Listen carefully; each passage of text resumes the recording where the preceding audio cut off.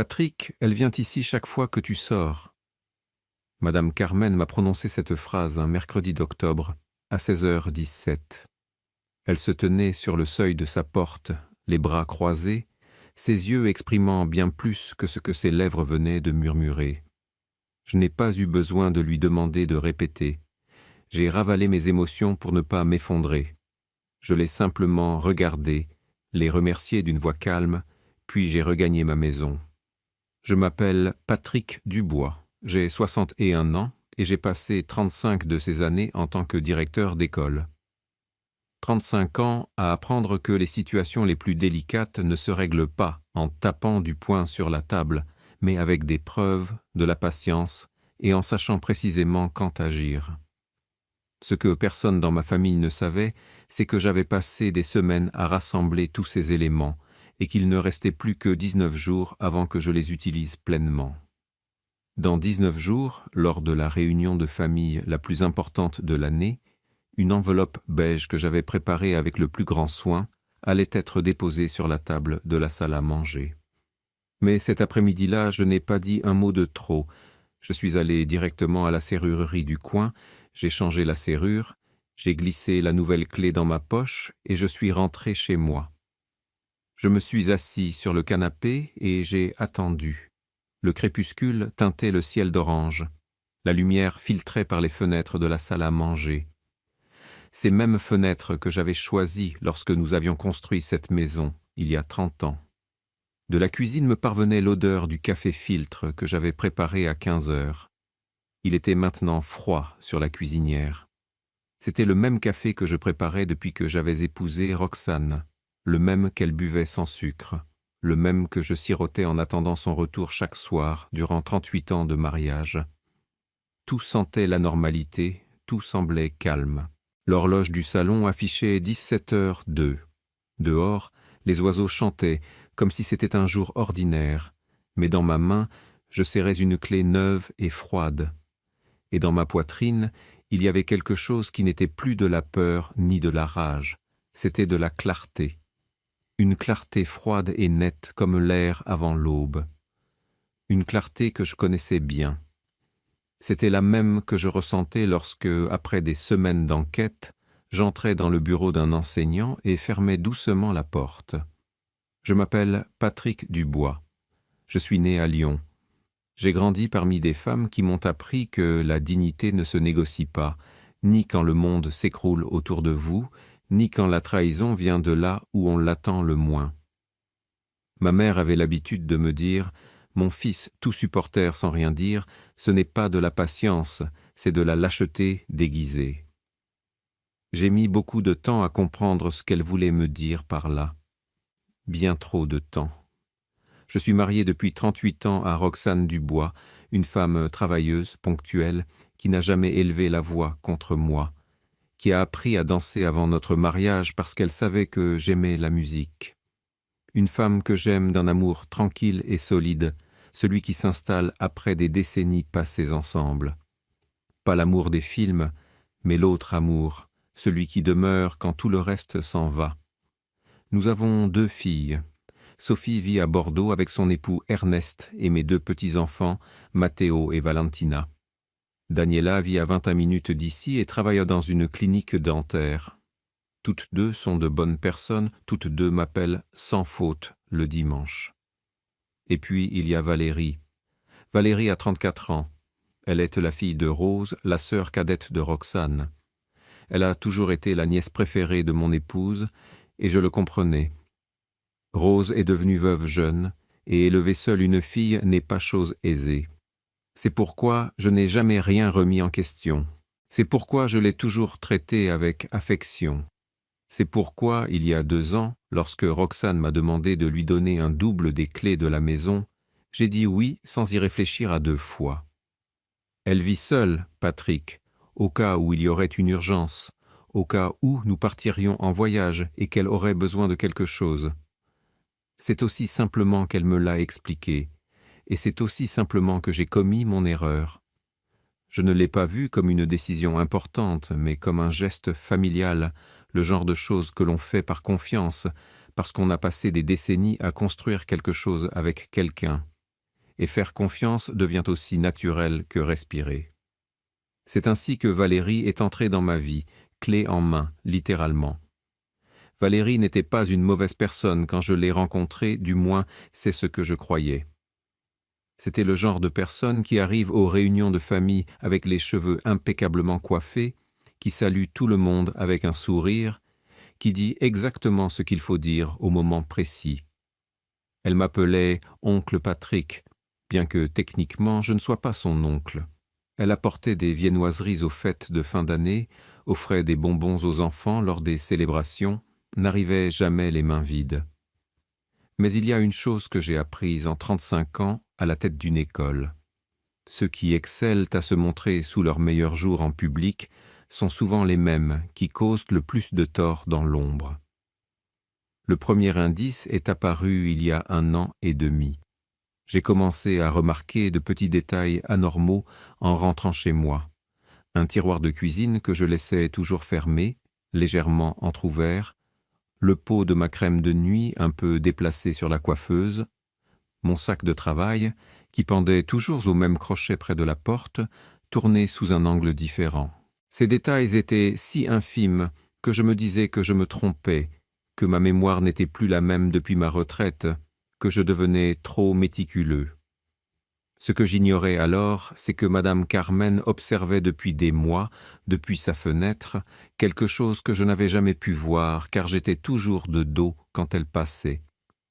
Et lorsque, ce mercredi-là, elle me l'a enfin révélé, quelque chose s'est mis en place en moi avec un déclic sec et définitif, comme lorsque l'on ferme à clé un coffre-fort et que l'on sait qu'il est parfaitement scellé.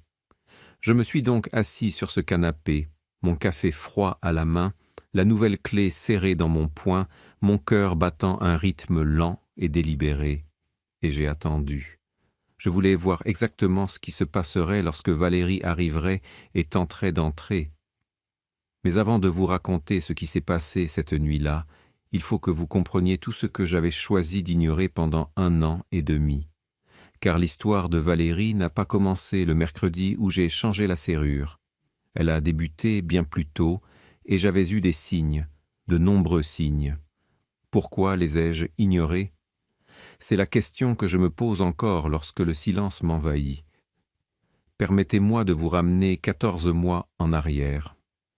Car l'histoire de Valérie n'a pas commencé avec Madame Carmen.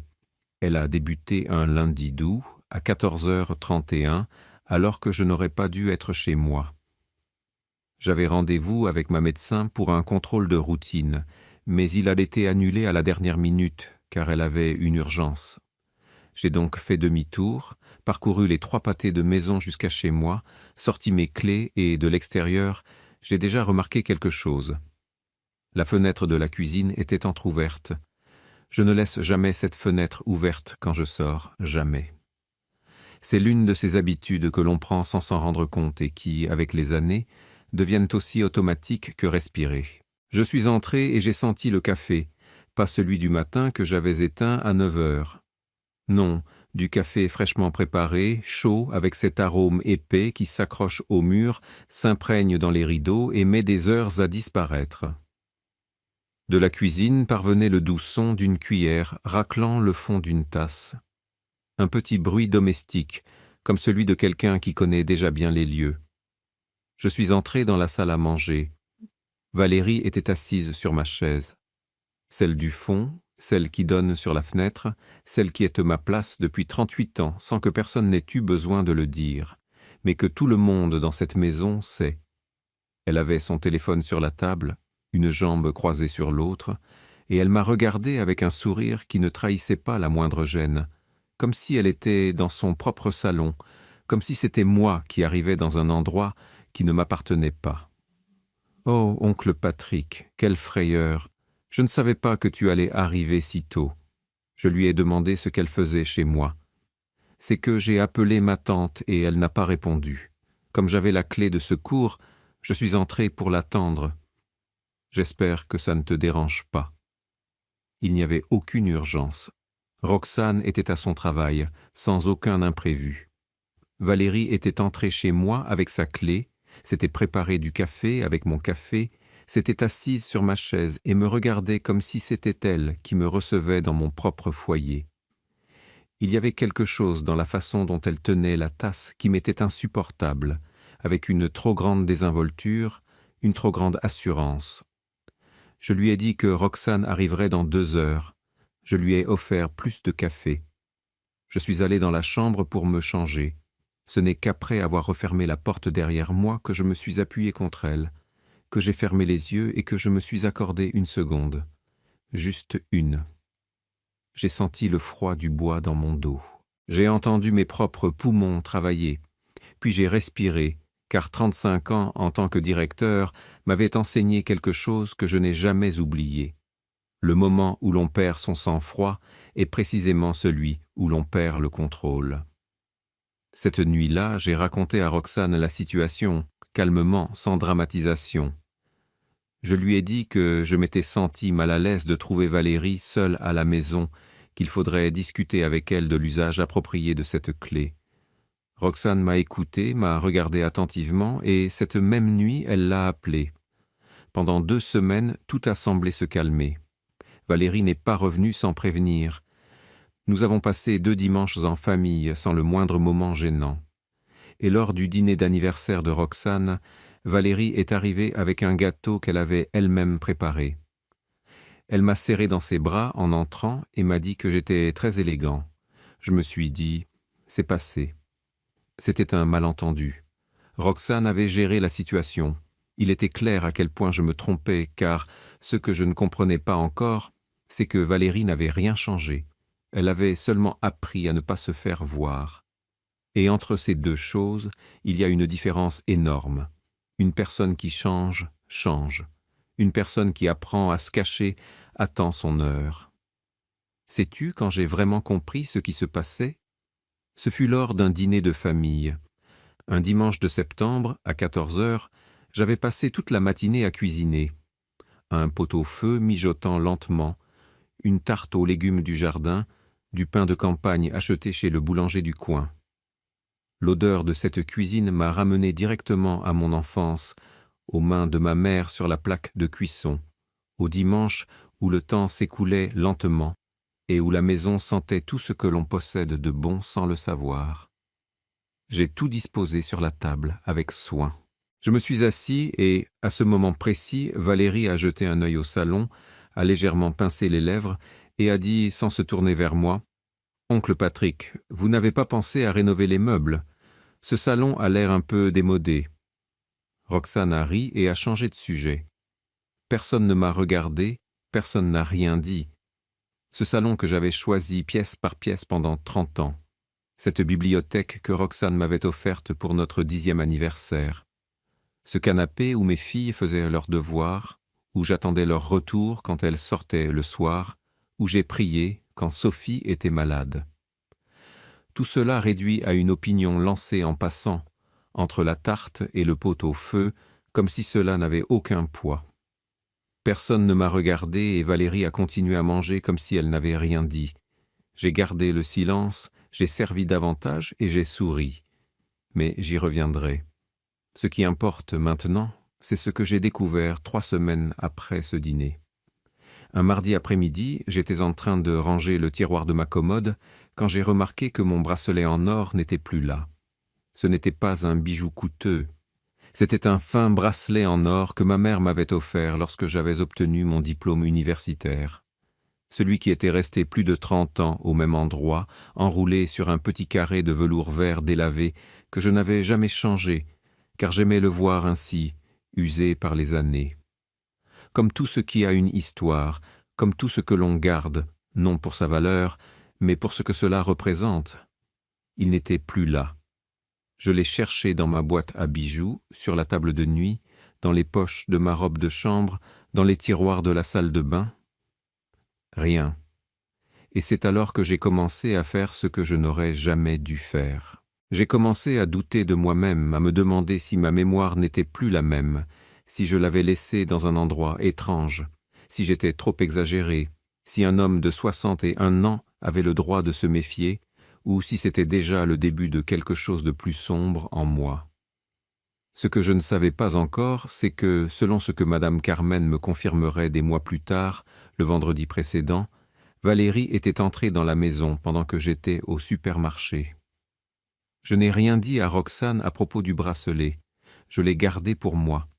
J'ai attendu qu'il réapparaisse. Il n'est jamais réapparu. Ce fut une autre erreur. Pas la première, pas la dernière, mais celle que j'aurais le plus de mal à accepter par la suite, car ce fut la première fois que je me trahissais complètement. 2 mois après l'affaire du bracelet, j'ai commencé à remarquer que l'enveloppe d'argent pour les dépenses de la maison ne correspondait plus.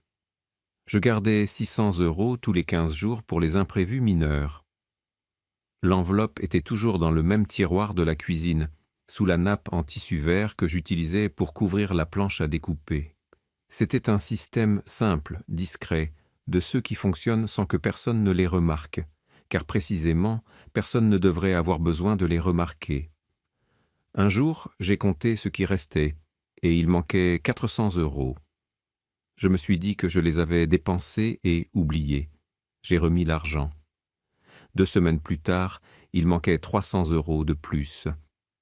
Alors j'ai pris un petit carnet ligné, comme ceux qu'on utilise à l'école, et j'ai commencé à noter. Date. Somme gardée, somme trouvée. Différence.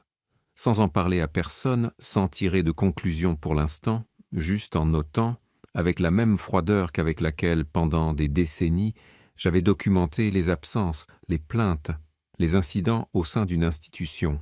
C'était la seule chose que je savais faire quand le monde autour de moi commençait à perdre sa forme.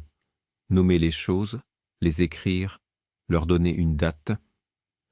Ce petit carnet fut la première chose que j'ai glissée dans l'enveloppe beige. J'ai donné 38 ans à cette maison. J'ai donné mes matinées à choisir chaque meuble, chaque tableau, chaque détail de chaque pièce. J'ai donné mes après-midi à cuisiner pour une table que je m'assurais toujours de voir pleine. J'ai donné mon salaire de directeur quand des réparations imprévues étaient nécessaires. J'ai donné mon silence au moment où j'aurais dû parler. J'ai donné ma confiance à des personnes qui ne la méritaient pas. Et durant aucune de ces années, il ne m'était venu à l'esprit de penser que quelqu'un entrerait en silence dans ces murs pour emporter des morceaux de ce que j'avais construit avec tant d'efforts. Des morceaux petits, invisibles, du genre que l'on ne remarque pas avant qu'ils ne soient partis. Et alors, on regarde le vide qu'ils ont laissé et on ne sait pas depuis quand il était là. Mais il y avait quelque chose qui continuait à me priver de sommeil, quelque chose qui ne collait pas et que je n'osais pas encore nommer. Madame Carmen n'était pas la seule à avoir vu ce que je ne voyais pas. Il y avait quelqu'un d'autre, quelqu'un de beaucoup plus proche de moi qu'une simple voisine. Qui d'autre savait que Valérie entrait chez moi chaque fois que je sortais? Et pourquoi personne ne m'avait rien dit? Je me posais ces questions en remplissant le petit carnet de chiffres et de dates. Et la réponse que j'ai découverte avec le temps fut bien plus douloureuse que je n'aurais voulu. Mais avant de vous raconter cela, il faut que vous sachiez ce qui s'est passé exactement 9 jours avant ce mercredi où j'ai changé la serrure. Car c'est durant ces 9 jours que j'ai cessé d'être l'homme qui doute de sa propre mémoire pour devenir le directeur d'école qui, depuis 35 ans, documente chaque détail. Il y eut un moment, un après-midi, une seule chose que je vis de mes propres yeux, qui changea tout, qui donna un nom à ce que je n'osais pas appeler par son vrai nom depuis des mois. Et il restait encore 19 jours avant que cette enveloppe beige n'arrive sur la table de la salle à manger. Ce moment que je vous avais promis, celui qui s'est produit 9 jours avant le mercredi où j'ai changé la serrure, arriva un lundi d'octobre à 15h17. Je rentrais du centre-ville. J'étais allé renouveler une formalité d'assurance, ce qui m'avait pris plus de temps que prévu, et j'ai emprunté mon chemin habituel pour rentrer chez moi. Le soleil d'octobre frappait différemment cet après-midi-là, plus oblique, plus orangé, d'une couleur qui donnait aux rues l'aspect d'une vieille carte postale. Lorsque j'ai tourné au coin de ma rue, je l'ai vue immédiatement. La voiture de Valérie était garée devant ma porte, une Nissan grise que je savais déjà reconnaître de loin. Je n'ai pas eu à hésiter une seule seconde.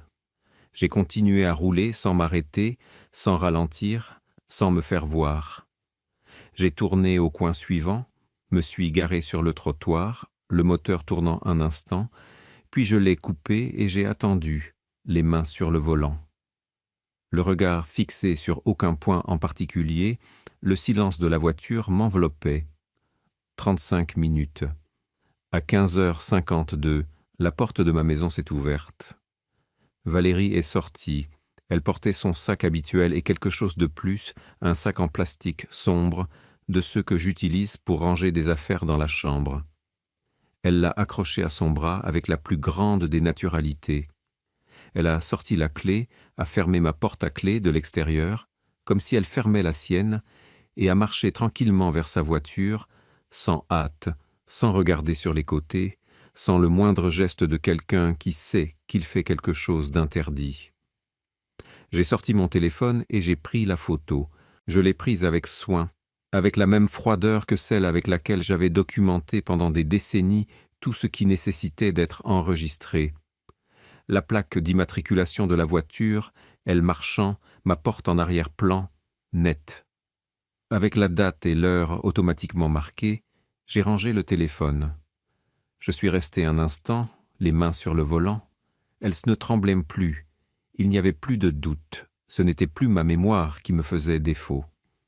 C'était exactement ce que j'avais soupçonné depuis le début, ce que j'avais refusé de nommer pour ne pas avoir raison. Quand je suis rentré chez moi 10 minutes plus tard, je suis allé directement au tiroir de la cuisine. J'ai compté l'argent de l'enveloppe. Il manquait 200 €. Je l'ai noté dans le petit carnet d'une écriture ferme, sans hâte. Ensuite, je suis allé à la commode. J'ai photographié l'intérieur du tiroir tel qu'il était et j'ai enregistré l'image. Il était 16h08, ce lundi 5 octobre. Cette heure est restée gravée en moi d'une manière qu'aucune horloge n'aurait pu effacer.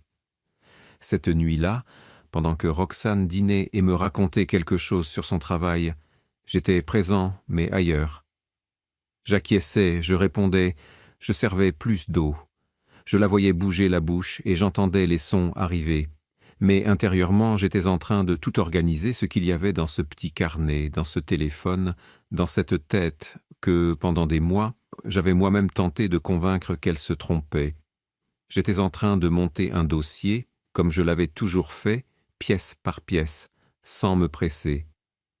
Savez-vous ce qui m'a le plus pesé cette nuit-là? Ce n'était pas la rage, c'était de réaliser combien de temps j'avais perdu à douter de moi-même, alors qu'en réalité, j'avais toujours eu raison. Combien de matins je me suis réveillé en me convainquant que c'était moi qui me trompais. Combien de fois j'ai gardé le silence pour ne pas paraître exagéré. Cela, plus que toute autre chose, fut ce qui, cette nuit-là, me fut le plus difficile à avaler. Le jeudi 8 octobre, pendant que nous dînions, Roxane me dit quelque chose qui me fit respirer différemment pour la première fois depuis des semaines. « Dis Patrick, Rose m'a dit que Valérie s'était vue offrir un nouveau poste. Elle va être très occupée, des horaires plus longs, plus de responsabilités. » Je l'ai regardée. Oui, elle ne sera plus aussi libre. J'ai ressenti quelque chose que je n'avais pas ressenti depuis des mois. Un soulagement authentique, réel, chaleureux, de ce soulagement qui ne se planifie pas, qui arrive seul et vous fait baisser les épaules sans que vous vous en rendiez compte. Je me suis dit que peut-être tout cela allait se résoudre de soi-même, sans l'enveloppe, sans le petit carnet, sans rien, que la situation s'éteindrait d'elle-même comme une bougie à laquelle il ne reste plus de cire. Cette nuit-là, j'ai bien dormi, toute la nuit d'une traite, les bras détendus et l'esprit apaisé, comme je ne l'avais pas fait depuis très longtemps. Mais j'y viendrai car ce que Roxane ignorait et ce que j'allais découvrir 2 jours plus tard, c'est que ce nouveau poste de Valérie n'était ni dans une autre ville, ni dans une autre entreprise. Il s'agissait d'un simple changement de département au sein du même bureau, à seulement 3 kilomètres de chez moi. Elle n'allait nulle part, elle changeait juste d'étage et d'horaire. Et moi, j'avais dormi cette nuit-là comme si le problème s'était envolé avec elle. Seulement, cette nuit-là, je l'ignorais encore et je m'étais permis le luxe d'y croire. Le dimanche 11 octobre, nous sommes allés déjeuner chez Rose. Nous étions à table, Roxane, Rose, Valérie, sa cousine qui habite dans le coin, et moi. Nous avons mangé, discuté. Il y a eu des moments de rire. Le genre d'après-midi qui, de l'extérieur, semble parfaitement ordinaire. J'étais calme, j'observais, je participais juste assez, écoutant plus que je ne parlais. Et à un moment de la conversation, sans trop le chercher, une opportunité s'est présentée et je l'ai saisie. Valérie, ma voisine, m'a dit qu'elle te voyait souvent dans les parages. Tu es très active, dis donc. J'ai prononcé ces mots d'un ton léger, désinvolte, comme on fait une remarque sans importance entre une gorgée d'eau et un morceau de pain. Valérie m'a regardé. Rien. Aucune couleur au visage, aucune gêne, pas un clignement de trop. Juste ses yeux calmes, complètement vides, comme deux fenêtres closes derrière lesquelles personne ne se penchait, et une voix tout aussi neutre. « Ah bon ? Je n'avais même pas remarqué, mon oncle. » Et elle est retournée à son téléphone. À cet instant, j'ai compris quelque chose que j'avais déjà commencé à soupçonner. Valérie ne se sentait pas mal de ce qu'elle faisait. Elle ne s'inquiétait pas que je sache ou que je me doute de quelque chose. Soit elle pensait que je n'agirais jamais, soit elle estimait que son comportement était parfaitement normal. Les deux possibilités m'ont glacé le sang, chacune pour sa propre raison. La première parce qu'elle me sous-estimait, la seconde parce que c'était encore pire. J'ai souri, me suis servi un peu plus d'eau et j'ai rangé cette image dans le recoin de mon esprit où je stocke les choses importantes. Parfois, nous faisons trop confiance à des personnes qui ne la méritent pas. Et ce qui fait le plus mal, ce n'est pas ce qu'elles nous ont fait, mais tout ce que nous avons choisi d'ignorer pour continuer à croire en elles. Tout ce que nous avons regardé en face et choisi de ne pas voir. J'ai mis à profit les jours suivants. Le lundi 12 octobre, à 10h15 du matin, j'ai ouvert mon coffret à bijoux et j'en ai tout sorti, pièce par pièce. J'ai photographié chaque objet calmement, à la lumière naturelle, avec la même méthode que pour un inventaire. J'ai comparé avec ce dont je me souvenais. En plus du bracelet de ma mère, il manquait 2 boucles d'oreilles en argent et un pendentif en or que Roxane m'avait offert pour notre 20e anniversaire. Des petites choses, des objets qui ne pèsent rien dans la main, mais qui portent en eux des décennies d'histoire. J'ai tout consigné. J'ai enregistré les photos dans un dossier de mon téléphone que j'ai intitulé « Documents domestiques », un nom ennuyeux pour un dossier qui contenait tout. Puis vint le mardi 13 octobre, à 20h47. J'étais assis sur le lit, consultant mon téléphone avant de dormir.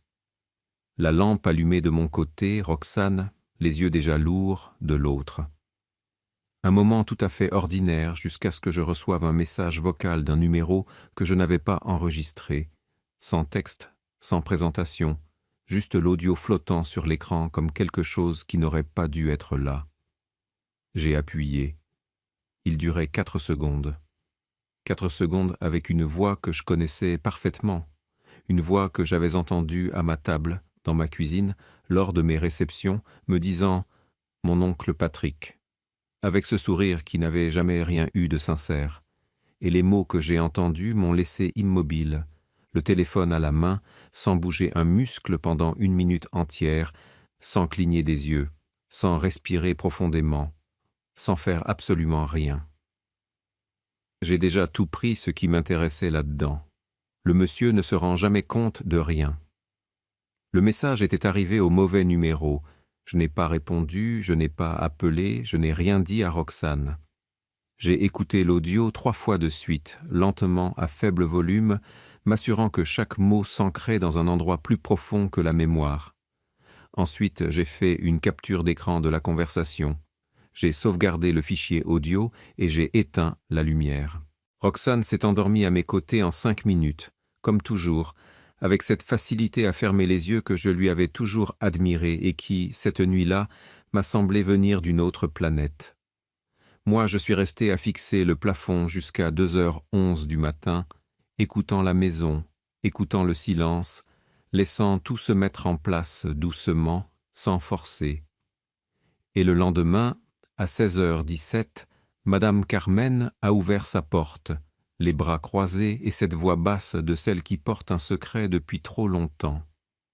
Et tout ce que je savais déjà au fond de moi, tout ce que j'avais accumulé en silence pendant des mois, tout ce que j'avais noté, photographié et conservé, trouva enfin un témoin dans le monde extérieur.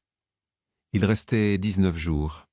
Il était 18h23 lorsque la sonnette retentit. Je me suis levé du canapé sans hâte, j'ai plié le torchon que je tenais, l'ai posé sur la coudoir et me suis dirigé lentement vers la porte. J'ai respiré une fois, non pas pour me calmer, mais pour me préparer, pour arriver entier à ce seuil. Et j'ai ouvert. Valérie se tenait là, sa clé à la main, avec une expression qui n'était pas de la confusion, mais plutôt une contrariété contenue.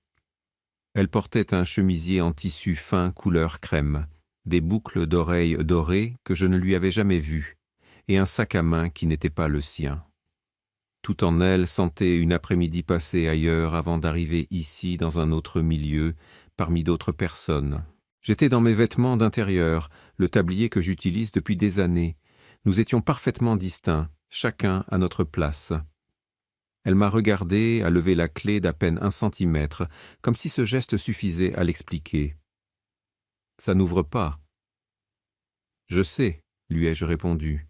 « J'ai changé la serrure aujourd'hui. » Elle est restée immobile une seconde, le genre de seconde que l'on peut mesurer. Puis elle a souri, un petit sourire prudent, habilement construit, qui n'atteignait pas ses yeux. J'ai toujours su que ces sourires n'atteignaient pas ses yeux. J'ai mis trop de temps à en tenir compte. « Pourquoi, mon oncle ?» Je n'ai pas répondu tout de suite. Je l'ai regardé avec ce calme qu'on acquiert après des années à fermer des portes de bureau derrière des gens qui pensaient n'avoir été vus par personne. Ce calme qui n'est pas de la froideur, mais de la précision. Et je lui ai dit « par précaution ». Précaution de quoi? De tout ce qui sera nécessaire. Il y eut un silence. Le genre de silence qui a un poids et une température, qui occupe l'espace entre deux personnes et que toutes deux ressentent, mais qu'aucune ne nomme. Dehors, une voiture passa lentement dans la rue pavée. Les chiens du voisin d'en face aboyèrent 2 fois et se turent. Une colombe frôla le toit et Valérie continuait de me regarder avec ce sourire qui n'en était plus un. C'était autre chose qui n'avait pas non plus de nom facile. Mon oncle Patrick, je crois qu'il y a eu un malentendu. C'est possible, lui ai-je dit. Bonne nuit. Et j'ai refermé la porte. Je n'ai pas entendu ses pas s'éloigner immédiatement. Elle était restée là au moins 2 minutes. Je le sais parce que je suis allé à la fenêtre du salon, j'ai à peine écarté le rideau de 2 doigts et je l'ai vue, debout dans le jardin, le téléphone collé à l'oreille, composant un numéro, attendant une réponse, le dos droit et la tête haute, comme si se tenir devant ma maison était un droit que personne ne lui avait retiré. Je me suis demandé qui elle appelait. Je n'ai pas mis longtemps à l'imaginer. Roxane est arrivée à 19h41, plus tôt que d'habitude. Elle est entrée avec ce visage que je reconnais depuis des décennies. Les sourcils froncés, la mâchoire serrée, les pas un peu plus rapides que d'ordinaire, la façon dont elle a posé les clés sur la table sans chercher le crochet où elle les accroche toujours. Elle est allée directement à la cuisine où j'étais en train de préparer le dîner, remuant le riz avec la cuillère en bois que j'utilise depuis toujours. « Patrick, qu'est-ce qui s'est passé avec la serrure ?» Je lui ai expliqué avec le même calme avec lequel je lui avais tout expliqué pendant 38 ans, avec la même voix que j'utilise quand l'affaire est sérieuse, précisément parce qu'elle l'est.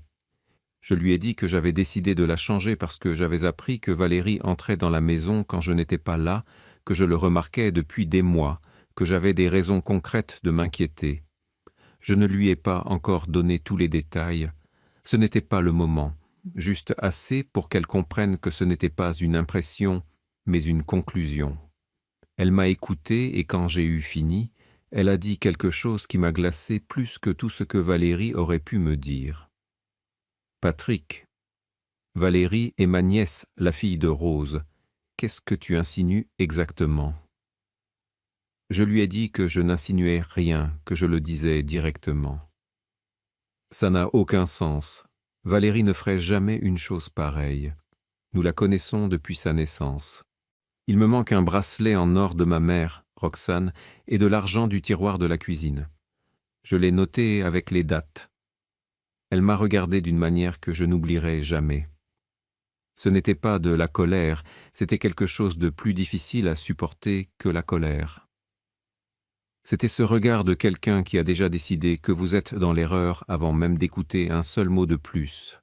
Un regard qui dit « Je sais où cela mène et je ne vous suivrai pas. Elles se sont sûrement perdues.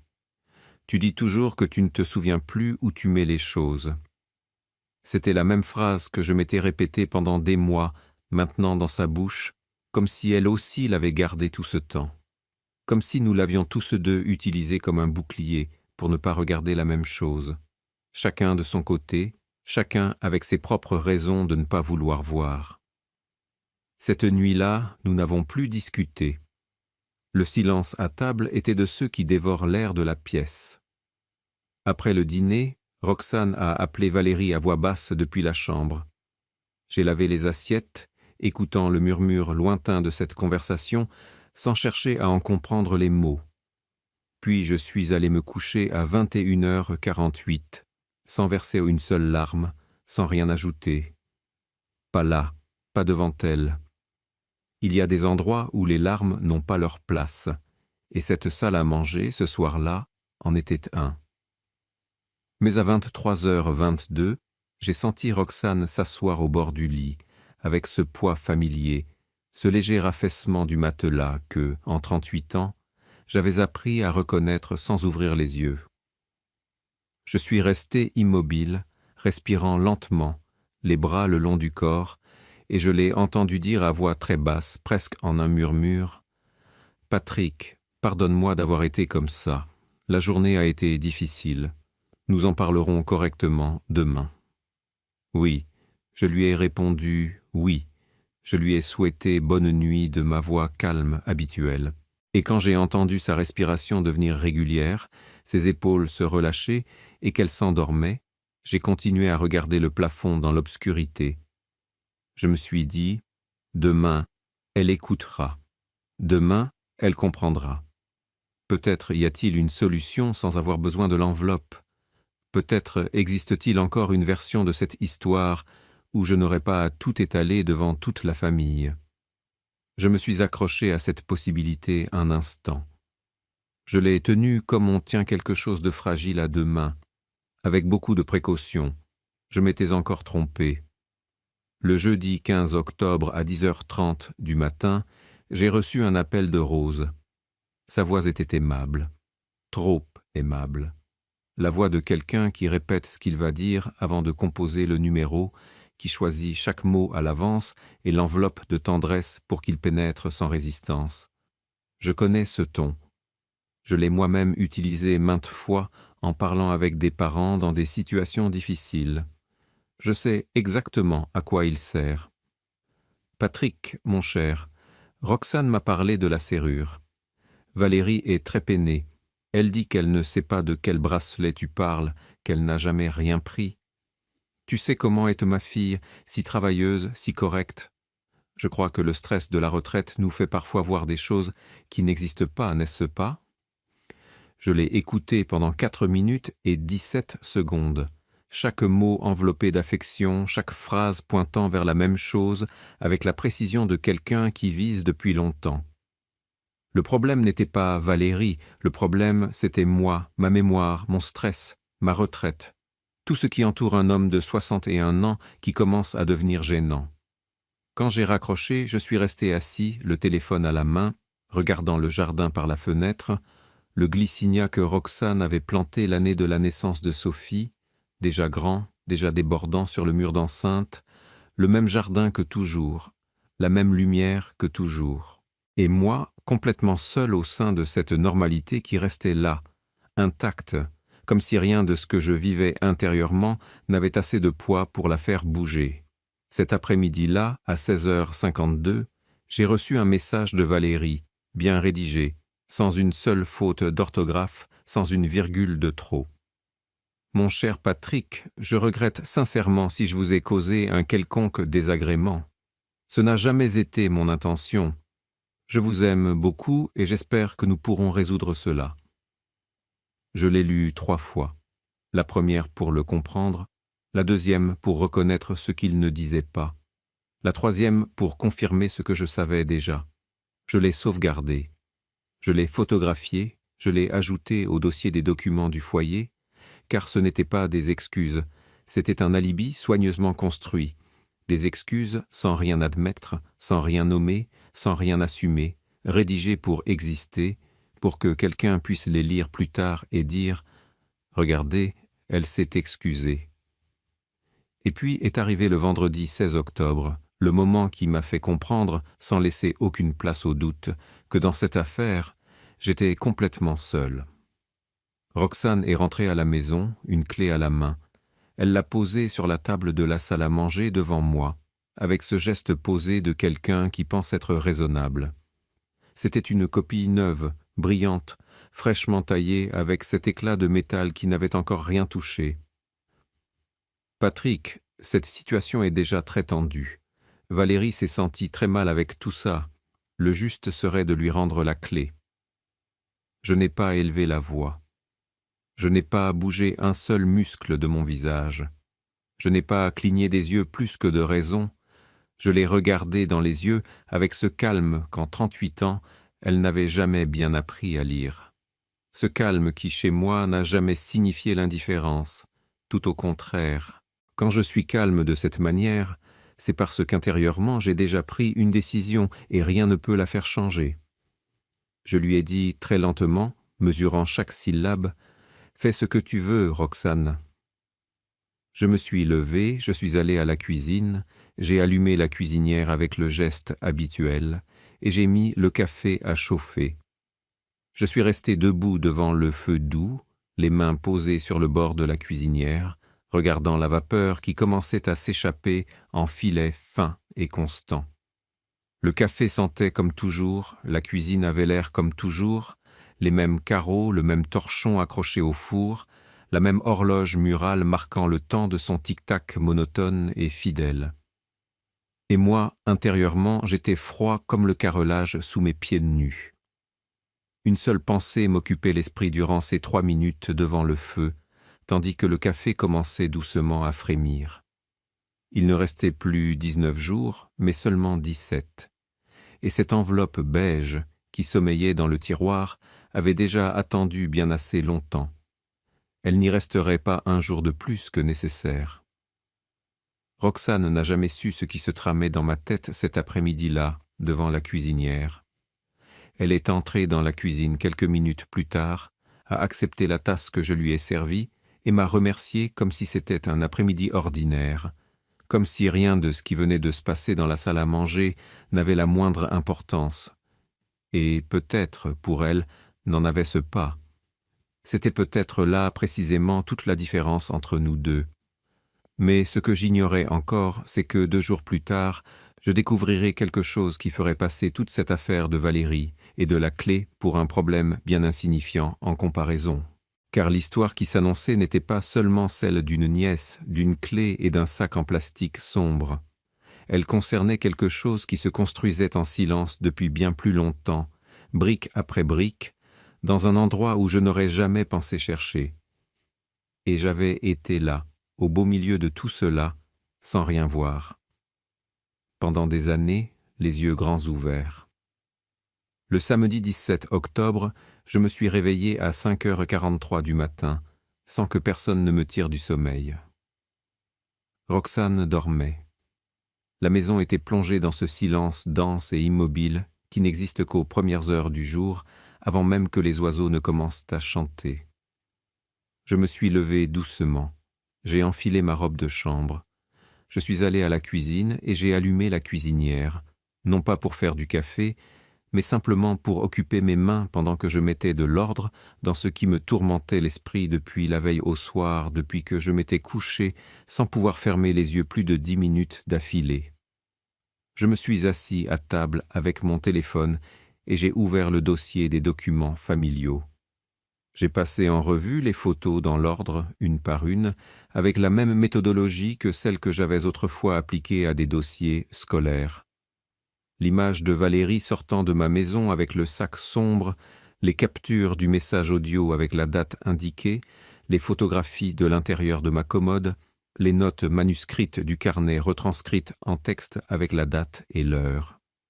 Tout était là, clair, ordonné, chaque pièce à sa place, en attente. Et puis j'ai fait quelque chose que je n'avais jamais fait auparavant.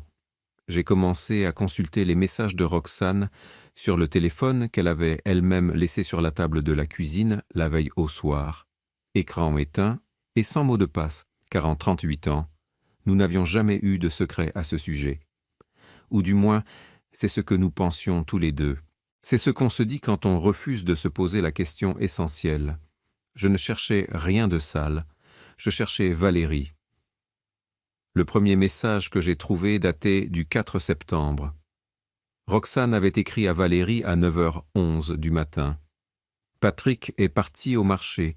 Il va prendre un bon moment si tu veux passer pour la plante. » Je n'ai pas compris à quelle plante elle faisait référence. Le message me fixait depuis l'écran comme une question sans réponse. J'ai continué. Le 19 septembre. Dit, Patrick est parti à son rendez-vous médical. Il rentre vers 14h. Le 3 octobre. Mon mari est allé à Lyon voir Sophie ce week-end. Il arrive dimanche soir. J'ai posé le téléphone sur la table. Je suis resté à fixer la flamme du gaz, petite, bleue, tranquille, bougeant à peine sous le souffle de l'air qui s'infiltrait par la fente de la fenêtre. Dehors, les oiseaux commençaient à s'agiter. La lumière d'octobre entrait, fine et froide, par la fenêtre de la cuisine. Cette même lumière que j'avais vue pénétrer par cette même fenêtre des milliers de matins, sans jamais imaginer que je m'assiérais un jour ici de cette manière, avec ce poids sur la poitrine. Roxane n'avait pas donné ces informations à Valérie avec de mauvaises intentions, j'en étais presque certain. Je la connaissais trop bien pour croire qu'elle l'avait fait en pleine conscience de ce que cela impliquait. Mais chaque fois que je sortais, elle le lui faisait savoir naturellement, comme on prévient une personne de confiance. Et Valérie avait utilisé chacune de ces fenêtres de temps pour entrer chez moi, se déplacer dans mes pièces, prendre ce qui lui convenait, et repartir avant mon retour. Ce n'était plus une simple suspicion, c'était un schéma documenté, daté, irréfutable, et il portait le nom et le prénom de 2 personnes, pas d'une seule. J'ai rangé le téléphone à son emplacement exact, dans le même angle où elle l'avait laissé, et je suis allé prendre une douche. L'eau chaude coulait sur mes épaules, tandis que je continuais de penser, d'ordonner mes idées, de décider. Quand Roxane s'est levée à 8h, j'avais déjà préparé le petit déjeuner, et je lisais dans le salon, une tasse de café à la main. Elle m'a demandé comment j'avais dormi. Je lui ai répondu que bien, et je l'ai dit avec ma voix habituelle, sans le moindre effort. Le dimanche 18 octobre, j'ai appelé Daniela. Je ne lui ai pas tout raconté immédiatement. Je lui ai dit que j'avais besoin de lui demander un service sans qu'elle pose trop de questions. Daniela a ce caractère depuis l'enfance. Quand je lui dis de me faire confiance, elle me fait confiance. Non pas parce qu'elle est naïve, mais parce qu'elle me connaît. J'ai demandé à Daniela de chercher sur les réseaux sociaux si Valérie possédait un profil de vente d'articles d'occasion. N'importe quelle plateforme, peu importe. Je lui ai fourni quelques informations pour orienter sa recherche et les laisser faire son travail. Elle m'a rappelé 2 heures plus tard, sa voix avait changé. C'était ce ton que prennent les enfants lorsqu'ils découvrent quelque chose d'inattendu et ne savent pas encore comment le communiquer. « J'ai trouvé un profil », a-t-elle dit. C'était un compte avec le nom d'utilisateur que Daniela avait reconnu. Valérie l'avait déjà utilisé dans un autre contexte, sur un réseau où tout le monde se connaît un peu. Il y avait des publications d'articles d'occasion, des vêtements, des bibelots, des objets de la maison vendus comme s'ils lui appartenaient. Et parmi eux, 3 photographies qui m'ont coupé le souffle d'une manière inattendue, bien qu'au fond de moi, je m'y attendais. Un bracelet fin en or, photographié sur un tissu sombre avec un bon éclairage, pour bien le mettre en valeur. Publié le 28 septembre. Vendu. 2 boucles d'oreilles en argent en forme de goutte. Publié le 12 octobre. Vendu. Un petit pendentif en or rond avec une lettre gravée. Publié le 15 octobre, 3 jours avant que j'appelle Daniela, sans acheteur pour l'instant. Je ne pouvais pas en être absolument certain à partir d'une simple photo de téléphone, mais je connaissais chacune de ces pièces par cœur. Je les avais portées, je les avais rangées. Je connaissais leur poids dans ma paume, leur éclat particulier qui n'est jamais identique pour 2 bijoux, même s'ils se ressemblent. La petite éraflure que le pendentif avait depuis le jour où il m'était tombé dans la salle de bain il y a 10 ans, et où je l'avais ramassé du sol, me sentant coupable pendant des jours. Daniela a fait des captures d'écran de tout avant que cela ne disparaisse. Elle me les a envoyées une par une, sans trop commenter, comme si elle attendait que je dise quelque chose en premier. Quand je l'ai remerciée, il y a eu un bref silence de l'autre côté de la ligne. « Papa, tu vas bien ?» m'a-t-elle demandé. Je lui ai simplement répondu que oui et qu'elle ne devait pas s'inquiéter pour l'instant. L'enveloppe beige, qui jusqu'à ce jour ne contenait que le petit carnet et les photos, avait soudainement bien plus à l'intérieur. Elle prenait forme, elle avait du poids, elle en contenait suffisamment. Le lundi 19 octobre à 10 heures du matin, je me suis présenté au commissariat de police. J'ai apporté le petit carnet, le téléphone avec les photos, les captures d'écran de l'audio et du message erroné. J'ai apporté les impressions des publications du profil de vente avec les dates et les descriptions des objets. Et j'ai aussi apporté un papier que j'avais écrit la veille au soir, d'une écriture claire, sur la même table où, 30 ans auparavant, j'avais signé des actes notariés et des procès-verbaux. Une liste ordonnée avec les dates, les montants, les objets disparus et le schéma des intrusions documentées avec le jour et l'heure. J'ai mis 3 heures, j'ai rempli des formulaires, j'ai répondu à des questions. Un fonctionnaire m'a traité avec ce mélange d'amabilité et de scepticisme que l'on apprend à gérer après des années passées dans des bureaux où la bureaucratie a le visage d'une personne fatiguée.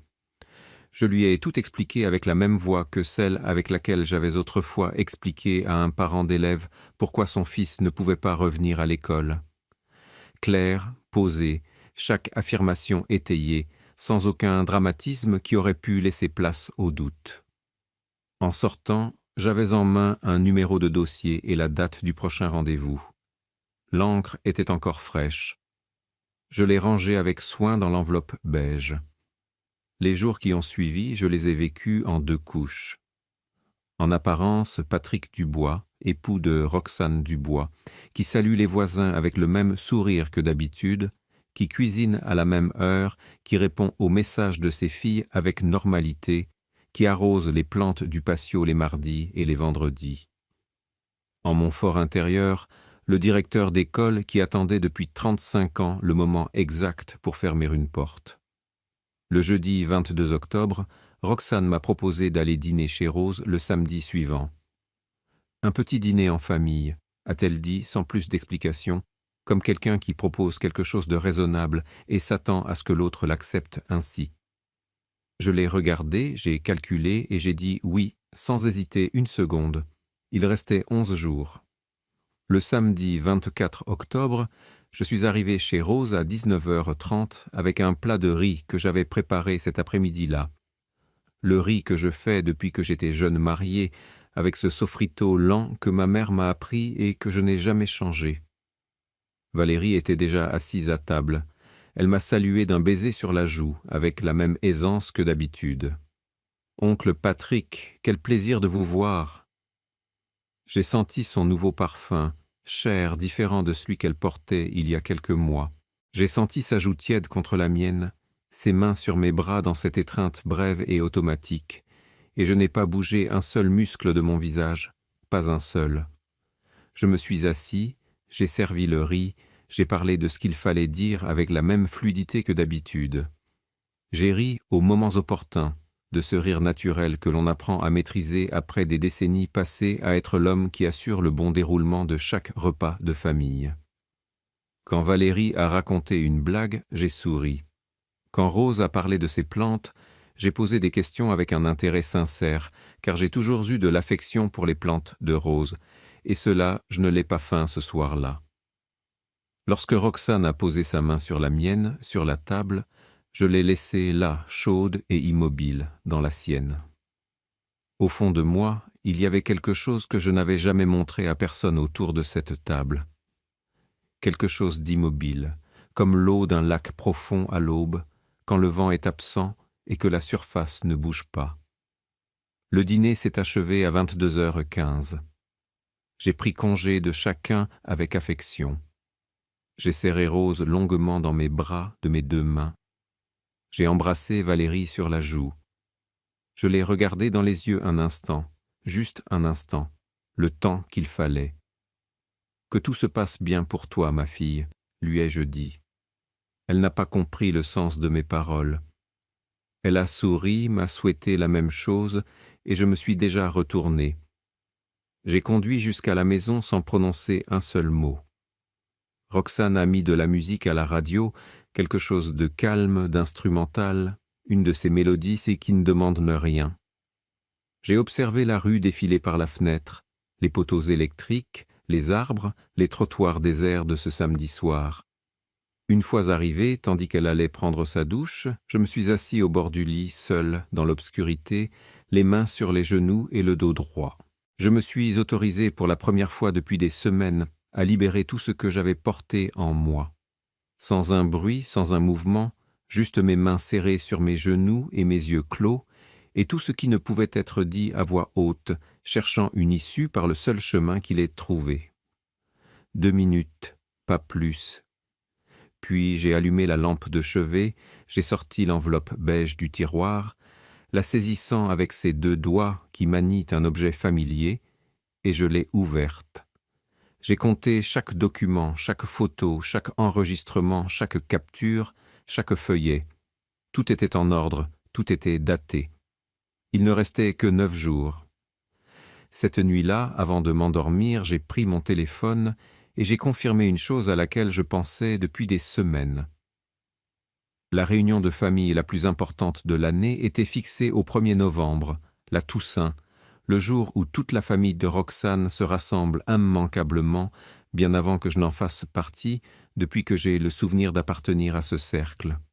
Rose, ses enfants, ses petits-enfants, Valérie, tous, une seule table, une seule nuit, une seule opportunité.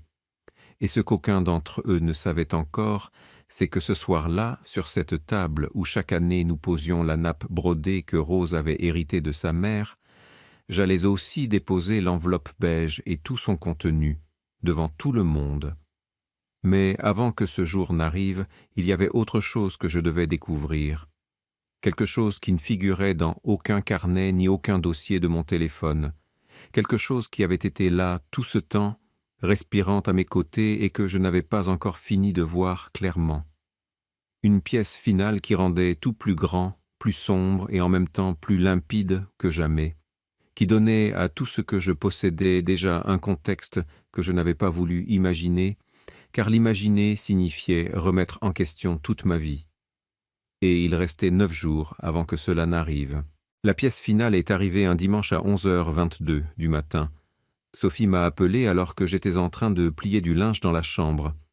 Sa voix avait ce ton que j'avais appris à déchiffrer avant même que le premier mot ne soit prononcé. « Papa, Valérie a mis des photos en ligne hier soir. » C'était le dimanche 25 octobre, 8 jours avant le 1er novembre. Sophie m'a lu le texte qui accompagnait les images. Enfin, je reçois ce que je mérite. La vie est trop courte pour ne pas en profiter. 4 photos, un verre de vin sur une table de restaurant avec une nappe blanche et des bougies, un nouveau sac accroché au dossier d'une chaise, une paire de boucles d'oreilles dorées et scintillantes posées dans la paume d'une main, et la dernière photo, Valérie souriant devant un miroir d'hôtel, avec le lit défait en arrière-plan et de lourds rideaux couleur bordeaux. Le restaurant, d'après ce que Sophie avait identifié grâce aux commentaires, se trouvait dans un hôtel-boutique du centre-ville. J'ai fermé les yeux pendant 3 secondes, je les ai rouverts, puis j'ai continué à plier le linge. « Tu vas bien, papa ?»« Oui, mon amour, garde tout. La date, l'heure, les captures d'écran de chaque photo, tout. Tu sais ce qui était le pire dans ces images? Ce n'étaient même pas les boucles d'oreilles, ce n'était pas l'hôtel. C'était que dans les commentaires, une amie de Valérie avait écrit « Tu le mérites, mon ami, toi qui supportes tant de choses. » Et Valérie avait répondu par un seul emoji, un visage souriant aux yeux fermés.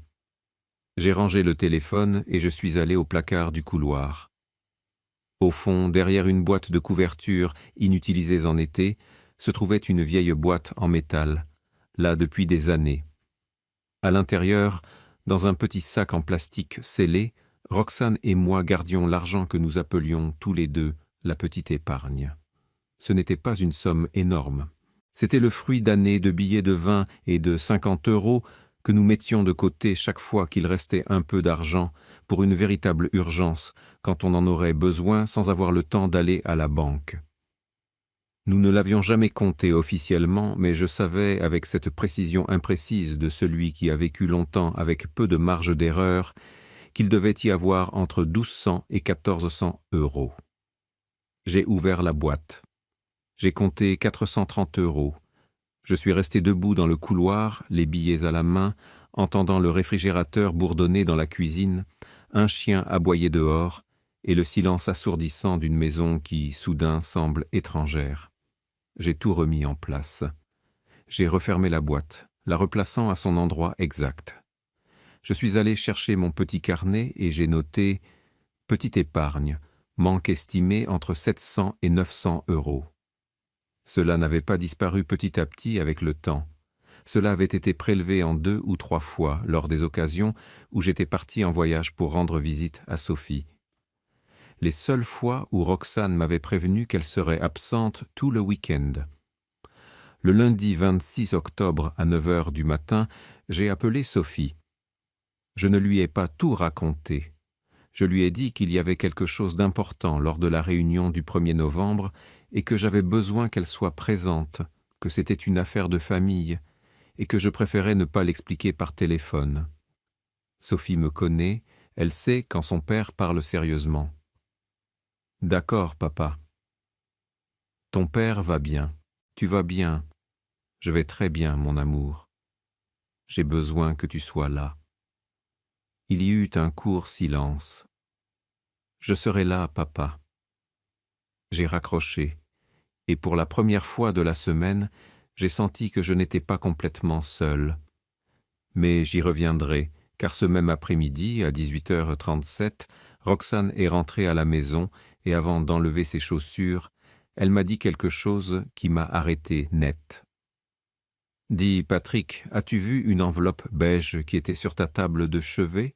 Je cherchais le reçu de l'assurance auto et je ne le trouve pas. » Je me suis lentement retourné depuis la cuisine.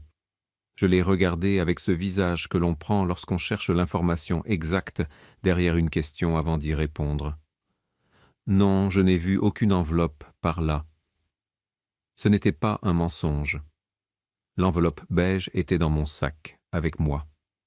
Depuis 4 jours, je ne la laissais dans aucun tiroir. Roxane a hoché la tête, a cherché ailleurs et n'en a plus parlé.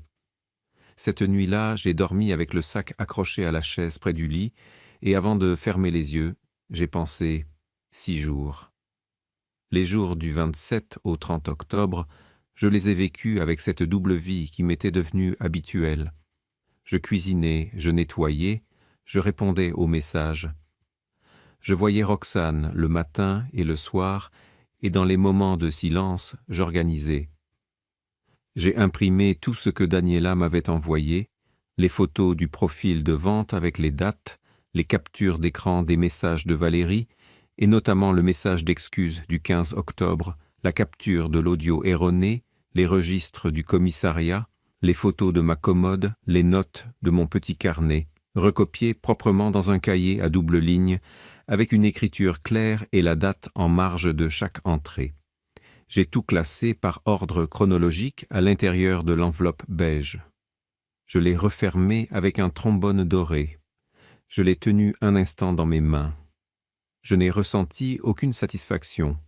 Je n'ai ressenti aucune colère. J'ai ressenti le poids exact de ce qu'il avait fallu pour en arriver là.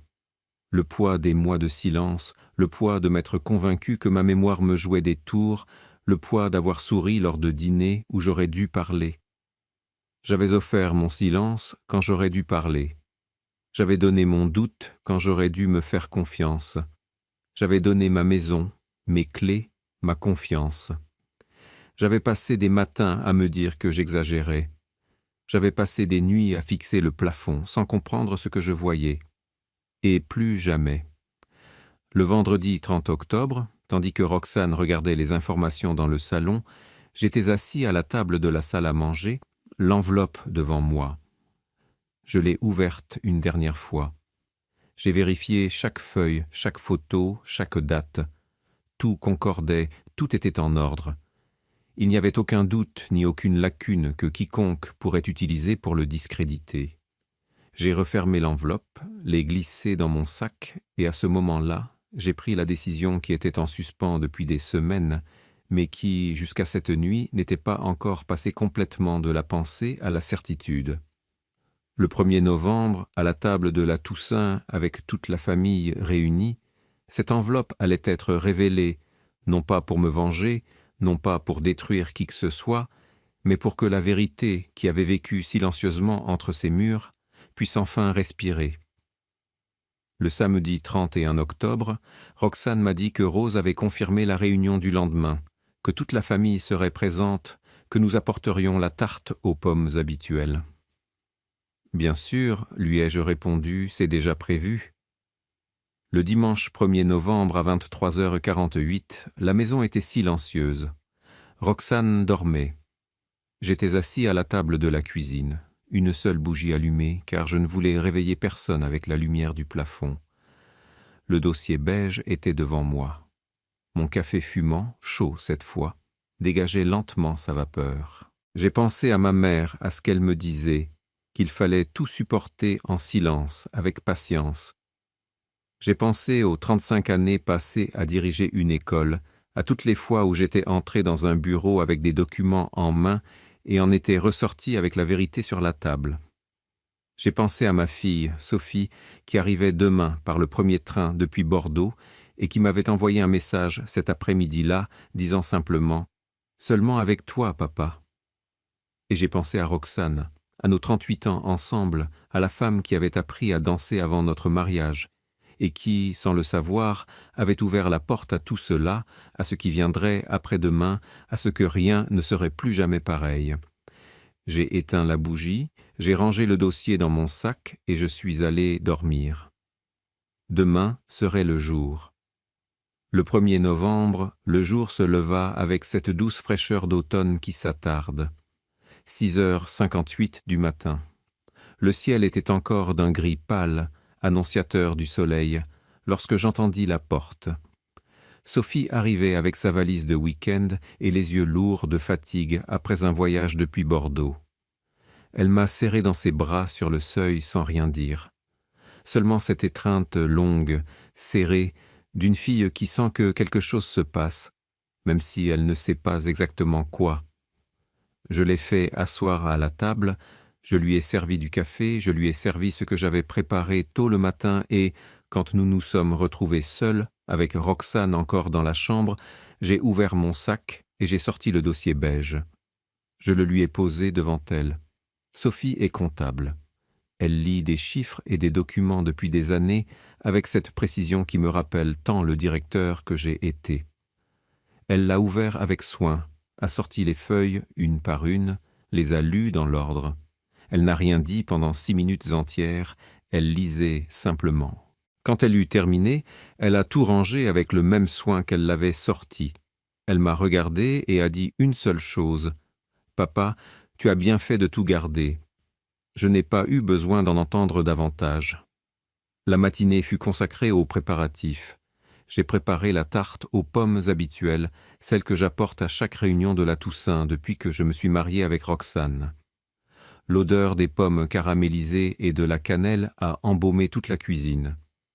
Roxane est passée prendre son petit déjeuner, a salué Sophie avec une joie sincère et n'a à aucun moment remarqué quoi que ce soit de différent chez moi, ni dans la manière dont je l'ai regardée, ni dans le silence entre nous quand elle s'est levée pour chercher plus de café, ni dans le sac que je portais avec plus de soin que d'habitude.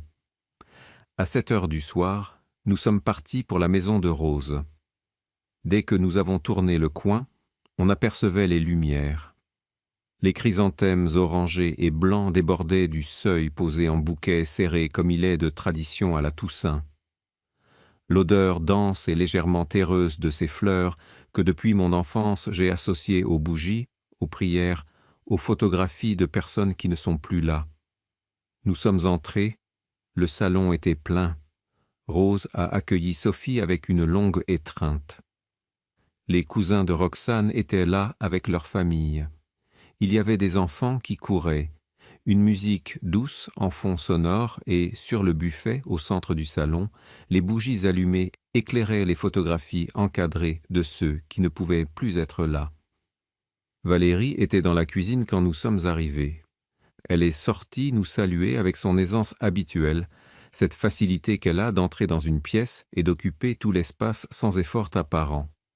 Elle portait une blouse couleur lit de vin, de nouvelles boucles d'oreilles, les cheveux détachés. Elle sentait un parfum différent de d'habitude, cher, frais. Elle m'a fait un baiser sur la joue. « Oncle Patrick, quel plaisir de te voir. »« Merci, ma chère, » lui ai-je dit, et je lui ai souri avec tout le calme du monde. Sophie l'a salué avec une politesse neutre, juste, mesurée. Nous avons dîné pendant près de 2 heures. Pot-au-feu, tarte salée, fromage de saison et le pain de campagne que Rose achetait toujours chez le même boulanger. Les bougies vacillaient chaque fois que quelqu'un passait à proximité. Dehors, dans une cour du quartier, on entendait des enfants. À l'intérieur, les conversations montaient et descendaient comme toujours dans les grandes réunions. Un moment de rire, un moment de souvenir de quelqu'un qui n'est plus là. Un moment où tout le monde parlait en même temps de choses sans importance. J'ai mangé, j'ai conversé, j'ai demandé des nouvelles des enfants, j'ai servi à ceux qui en demandaient. J'ai été, durant ces 2 heures, le Patrick de toujours. Quand Rose a apporté le dessert à la table, j'ai regardé Sophie. Juste une seconde. Elle m'a rendu le regard avec une fermeté tranquille qui m'a rappelé que je n'étais pas seul. J'ai plongé la main dans mon sac, j'ai sorti le dossier beige, je l'ai posé sur la table de la salle à manger, doucement, sans bruit, sans drame, comme on pose n'importe quoi sur une table. Et sans lever la voix, sans aucune urgence, j'ai dit « Avant que nous terminions la nuit, je veux partager quelque chose avec la famille. » Le premier silence fut de confusion. Rose a regardé le dossier. Roxane m'a regardé. L'un des cousins a cessé de parler à la moitié d'une phrase. Les enfants restaient dans leur monde, mais les adultes, un par un, se tournèrent vers moi. Valérie ne bougea pas, mais quelque chose changea sur son visage. Un changement minime, presque imperceptible, comme lorsqu'un nuage voile le soleil et que la température de la pièce baisse d'à peine 1 degré. J'ouvris l'enveloppe, en sortis les feuilles dans l'ordre et commençai par le petit carnet. Date, montant, écart. Je le lus à voix haute, calmement, date par date, somme par somme. Patrick, qu'est-ce que c'est que ça? La voix de Roxane, encore confuse, ne sachant pas où tout cela allait mener. Je sortis les photos imprimées du profil de vente. Je les posai au centre de la table pour que chacun puisse les voir. « Ceci est un bracelet en or de ma mère, » dis-je en désignant la première image. « Publié le 28 septembre. Vendu. Voici 2 boucles d'oreilles en argent qui m'appartiennent, publiées le 12 octobre. Ce pendentif en or, je l'avais photographié dans mon coffret à bijoux le 12 août, et il est apparu sur ce même profil le 15 octobre. » Valérie prit la parole. Sa voix fut la première chose à changer. Elle n'avait plus cette aisance d'antan, mais restait néanmoins ferme. « Oncle Patrick, je ne sais rien de tout ça. Il y a des milliers de profils sur Internet. N'importe qui peut y mettre n'importe quoi. » « Tu as raison, lui dis-je. C'est pourquoi j'ai aussi gardé ceci. » Je sortis la capture d'écran du message audio, la posai sur la table et pris mon téléphone. Je lançai l'audio pendant 4 secondes. La voix de Valérie, claire, inimitable, s'échappa du petit haut-parleur au milieu du silence de cette salle à manger. J'ai déjà pris tout ce qui m'intéressait là-dedans. Le monsieur ne s'aperçoit jamais de rien. Le silence qui suivit fut différent de tous les silences de cette nuit. Roxane avait la bouche entr'ouverte. Rose serrait les mains sur la table. Les cousins se regardaient entre eux, puis regardaient Valérie.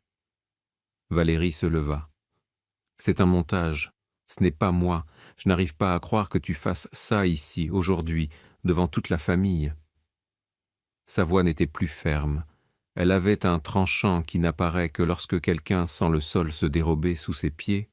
« Comment oses-tu » ?« J'ose, lui dis-je avec exactement la même voix que celle que j'avais, sans le vouloir, répétée mentalement pendant des semaines. « Parce que tu entres chez moi depuis des mois, tu prends ce qui ne t'appartient pas, et moi, j'ai 35 ans d'expérience à documenter précisément ce genre de situation. » Valérie me regarda, et dans ses yeux, sous la rage, apparut quelque chose que je reconnus immédiatement.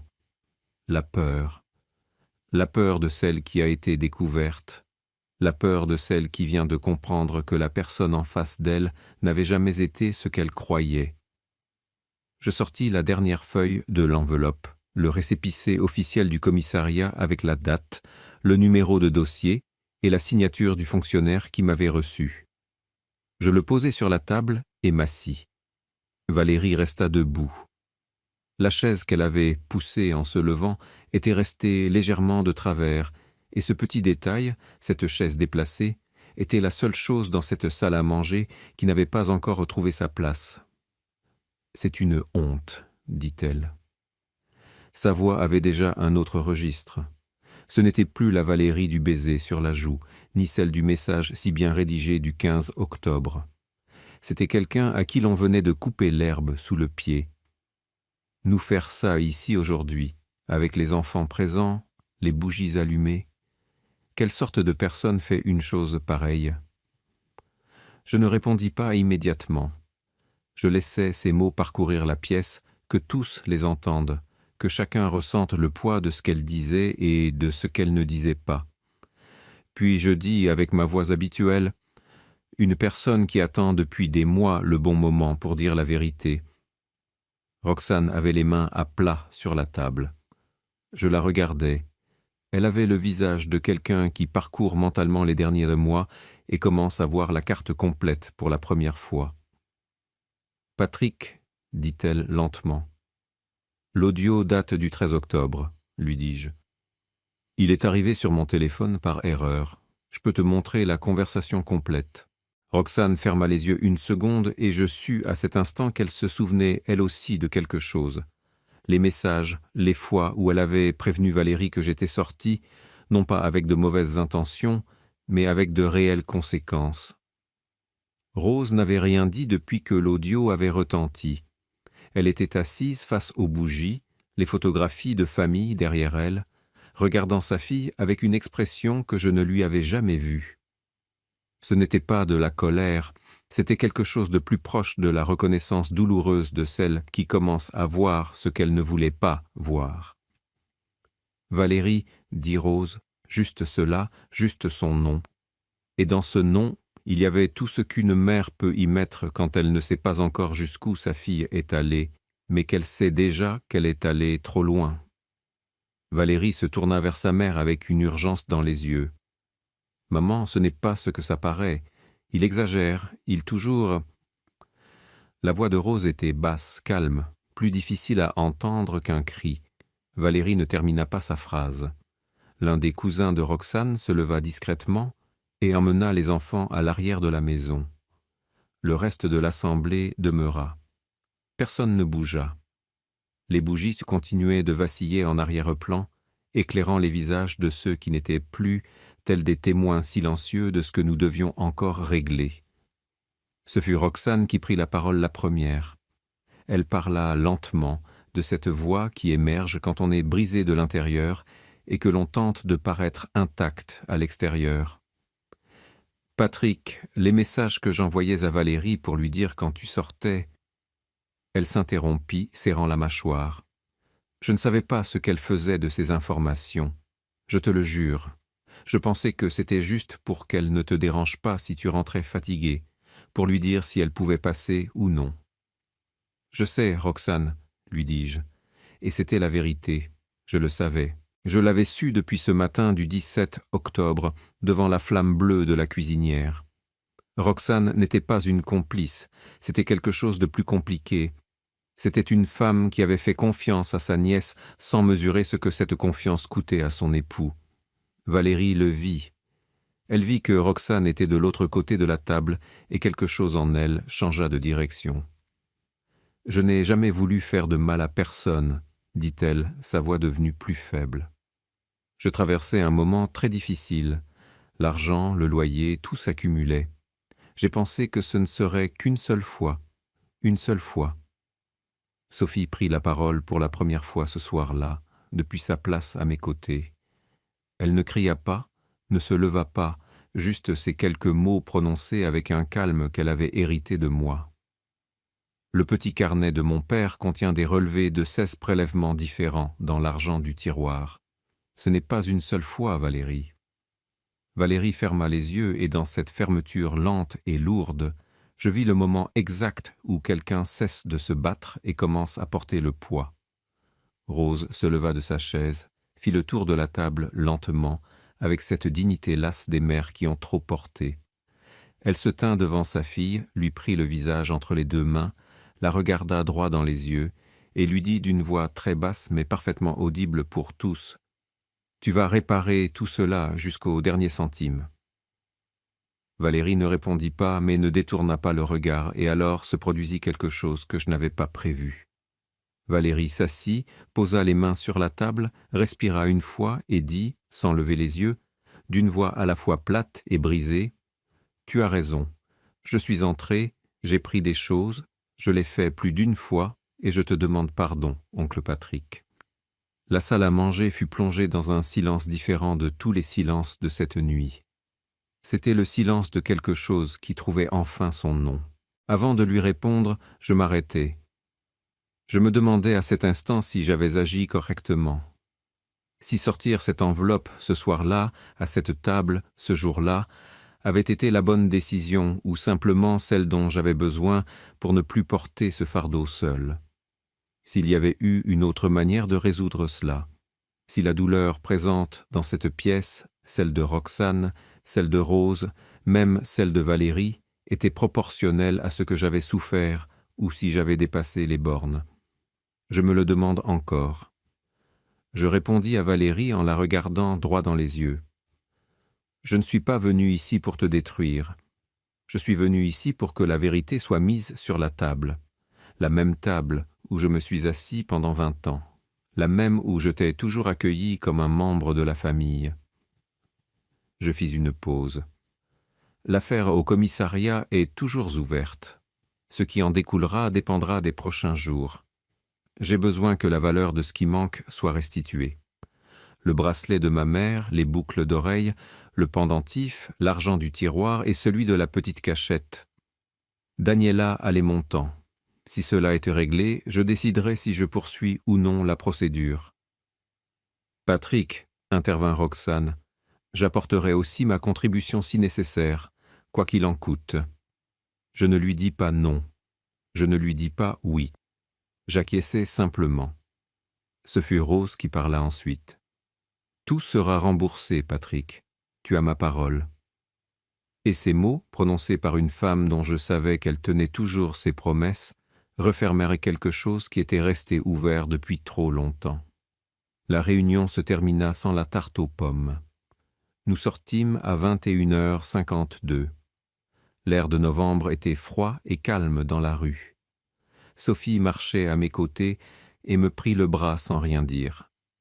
Roxane portait le plat vide. Dehors, dans les rues, quelques familles rentraient encore des cimetières avec des fleurs et des bougies. Nous montâmes en voiture. Roxane conduisit les 10 premières minutes en silence.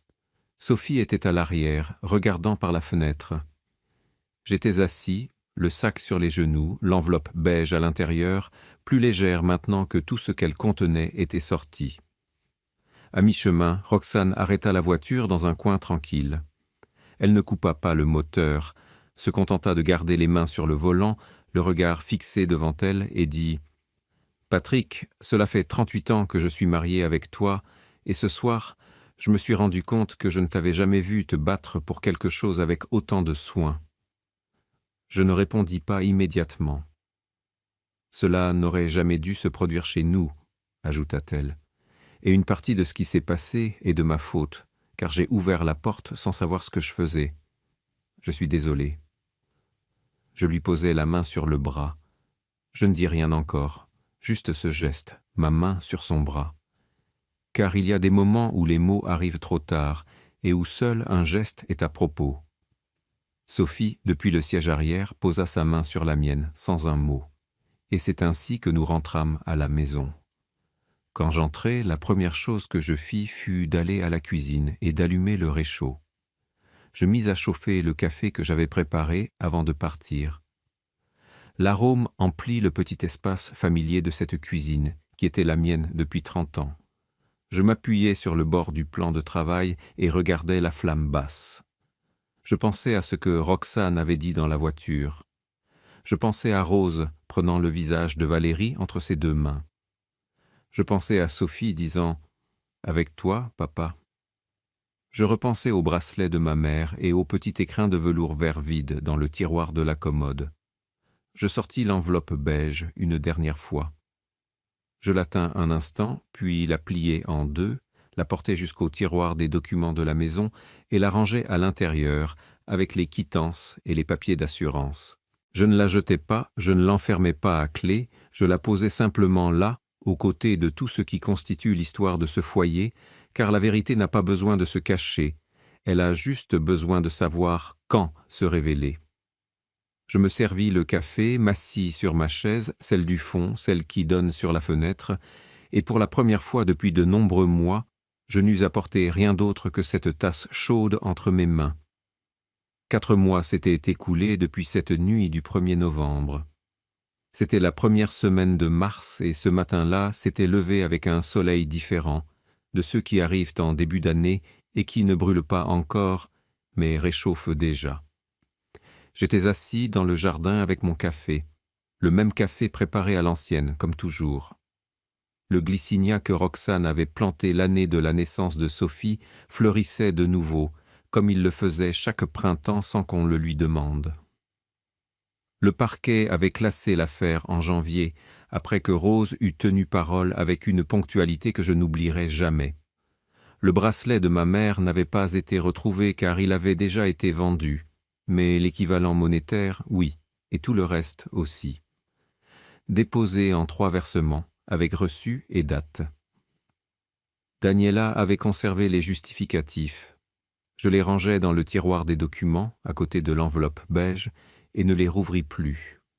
Valérie avait déménagé dans une autre ville en décembre. Je ne savais pas exactement où et je n'avais pas cherché à le savoir. Je savais ce que Rose m'avait raconté et cela me suffisait. Quant à Roxane, je peux te dire que les mois qui suivirent ne furent pas faciles. Il y eut de longues conversations silencieuses, du genre que l'on ne peut avoir qu'après des décennies passées avec quelqu'un, quand soudain, il faut revoir des choses qui n'avaient jamais été examinées. Il y eut des nuits où nous regardions tous deux le plafond sans dormir ni parler. Il y eut un après-midi où elle me dit, avec cette honnêteté qui surgit parfois quand il n'y a plus rien derrière quoi se cacher, qu'elle avait préféré ne pas voir, car voir impliquait d'agir, et agir impliquait un conflit qu'elle ne savait pas comment gérer. Je lui dis que je comprenais, et c'était la vérité. Le comprendre ne fut ni instantané ni facile, mais j'y parvins, car il y a quelque chose que j'avais appris ces derniers mois. Les gens qui nous déçoivent ne le font pas toujours par méchanceté, parfois ils le font par omission, par peur, par cet amour mal construit qui protège celui qui est en face, sans voir le mal qu'il cause à celui qui est à côté. Cela ne le justifie pas. Mais cela l'explique, et l'expliquer fut ce qui me permit d'avancer sans porter un poids qui ne m'appartenait pas. Mais il y a autre chose que je dois te raconter. Quelque chose que je ne sus que 3 semaines après cette nuit de novembre, lorsque Rose m'appela un mardi après-midi. Elle ne m'appela pas pour parler de Valérie, du moins pas directement. Elle m'appela parce qu'elle vérifiait des boîtes qu'elle avait rangées dans sa chambre et avait remarqué qu'il manquait des choses. Une montre de poche qui avait appartenu à son mari, une paire de boucles d'oreilles que sa mère lui avait laissées à sa mort, une petite boîte en bois contenant de l'argent qu'elle gardait pour ses frais médicaux.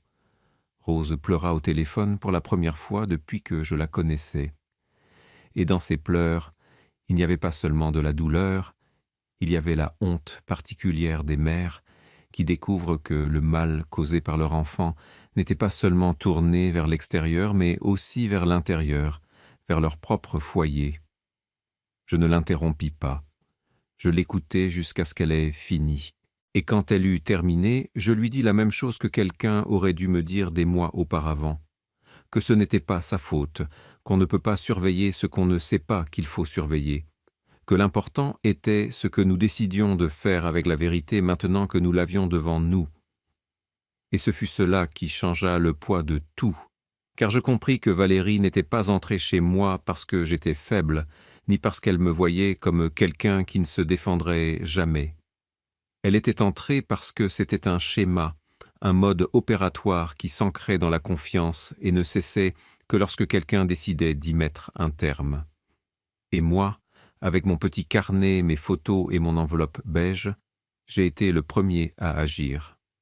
Non pas que j'ai été le plus courageux, mais parce que j'ai été celui qui a mis le plus de temps à convaincre mes 35 années d'expérience qu'elles avaient vu juste. Je ne doute plus de ma propre mémoire quand quelque chose ne colle pas. Je ne confonds plus le silence avec la patience. Je ne qualifie plus d'exagération ce qui est en réalité mon intuition. Je n'attends plus que quelqu'un d'autre nomme ce que je sais déjà être en train de se passer. Je ne demande plus la permission de protéger ce qui m'appartient. Je n'ai pas appris cela cette nuit du 1er novembre devant les bougies. Je l'ai appris durant toutes les nuits précédentes, une par une, tandis que je fixais le plafond et me disais que je me trompais peut-être. Car parfois, la leçon la plus importante ne réside pas dans l'instant où l'on agit, mais dans tous les moments précédents où l'on a été sur le point d'agir et où l'on ne l'a pas fait. Et j'ai gardé chacun de ces moments en moi jusqu'à ce qu'ils débordent. Aujourd'hui, Roxane continue de planter des choses dans le jardin. Sophie appelle le dimanche. Daniela passe le mardi prendre le café. La maison sent toujours le café à 3 heures de l'après-midi. L'horloge du salon continue de marquer le temps et le tiroir de la cuisine contient de l'argent compté et daté. Non plus par méfiance, mais parce que j'ai appris que prendre soin de ce qui est à soi n'est pas de la méfiance, c'est du respect de soi. Ce matin, tandis que j'arrosais le glycinia, Madame Carmen est sortie dans son jardin et m'a salué depuis le trottoir, avec ce sourire tranquille de celle qui ne porte plus aucun secret. Je lui ai rendu son salut et, tandis que je la voyais rentrer chez elle, j'ai pensé à cet après-midi d'octobre, à sa voix basse, à ses bras croisés, aux mots qui avaient tout changé. « Patrick, elle vient ici chaque fois que tu sors. » Aujourd'hui, chaque fois que je sors, je le fais les mains libres et la tête haute, sans rien à cacher et sans rien à taire, car j'ai enfin compris ce que ma mère me disait quand j'étais enfant, et que je ne savais pas encore ce qu'il en coûterait de l'apprendre. Que la dignité ne se perd pas quand quelqu'un vous trahit, elle se perd quand on décide de se taire pour toujours, et moi, je ne me tais plus.